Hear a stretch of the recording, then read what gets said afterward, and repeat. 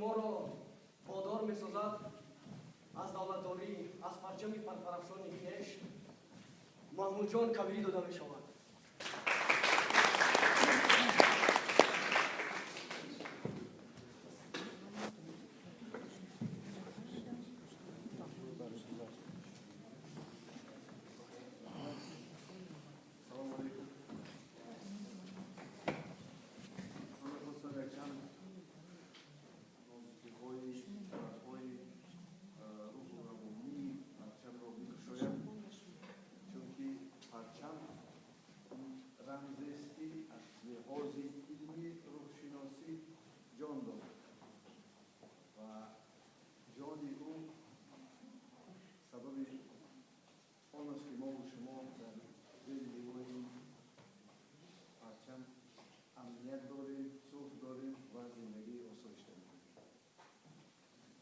همگی در دنیا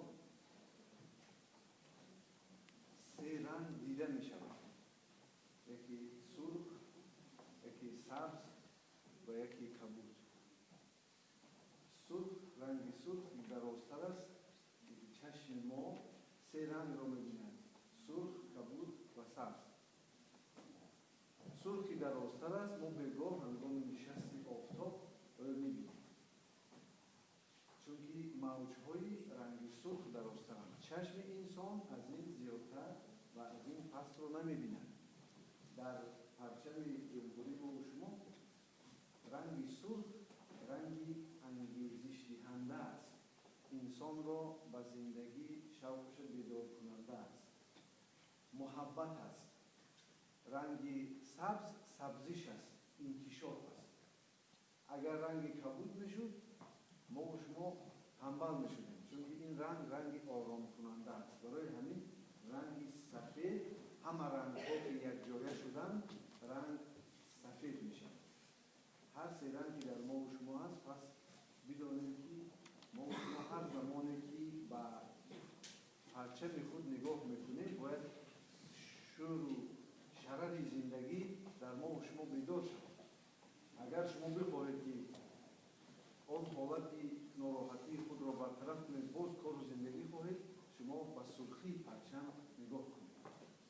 اگر شما میخواهید که انکشاف یا به صحت شوید، پیشروی کنید، رنگ سبز پرچم را نگاه کنید. این دو رنگ، یکی رنگ سرخ قوت میبخشد و رنگ سبز رنگی است که سبزیش و شفا میبخشد. این دو رنگ در پرچم ما و شما است. سفیدی البته رنگی است که این بخت و سعادت، صلح و امنیت را نشان می‌دهد. این سه رنگ تاثیرات روانی با ما و شما دارند و این سه رنگ پرچم ما و شما سمتی خلق ما و شما، دولت ما و شما را نشان می‌دهد که مردم ما با عشق و محبت باشد، در سبزیش و انکشاف باشد و بختش مانند رنگ سفیدش سبز باشد. نگفته نماند که در پرچم ما باز رمزی تاج هست و 7 ستاره. تاج نشانداد آن است که مردم ما دولت و دولتداری داشتند. تصور کنید که اگر دولت نباشد با چی گرفتار میشد؟ دولت این تنجی و امنیت ما و شما را ساختارش، نگاه قانونش رعایت میکند، اداره میکند و ما و شما زندگی و فعالیت میکنیم، یکدیگر را احترام میکنیم.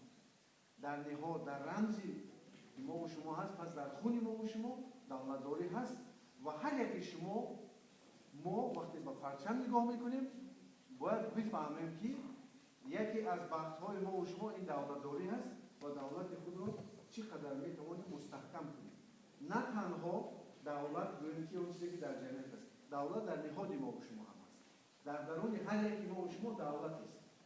ما و شما یک دولت کور هستیم در شکل سیریش تا باز دولتی هست که دولت اجتماعی جمعیت که ما و شما در این گفتیم. پس بدانید که باز به غیر از این در آینده تاجیکستان ما و شما که 7 ستاره دارد، باز 7 اقلیم را عبارت است و خواهد به این مقصدها رسید. شما را تبریک می‌گویم برای این بچه.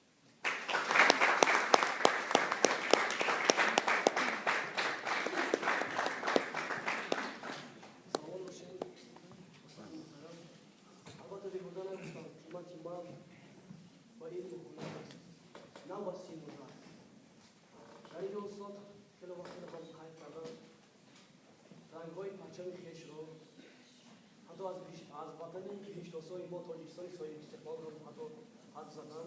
بسیار تشکر می‌کنم استاد و شما. گفتم زیاد دنیا زیاد نعمت قیمتی زیاد دنیا زیاد نعمت قیمتی تو برایم از همه با همتی تو. در اینجا حاضران محفل فرزانگان تشریف آوردن شاعره شیرین کلام که سراپا از عشق و محبت عشق زمینی و الهی راز گفته است انشا نموده است. شاعره شیرین کلام خوشصورت و خوشسیرت ما شهریابانو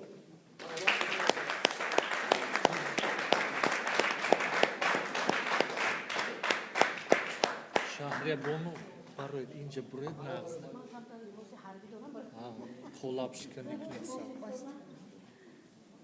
بار دیگر سلام و همه شما. امروز واقعا روزی است که ما تمام تاجیکستان از صبح من وقتی که رادیو رو گوش میکردم در این موضوع میشنیدم که ما امروز پرچم رو عید میکنیم. سال 2009 با پیشنهاد پرزیدنت جمهوری تاجیکستان روزی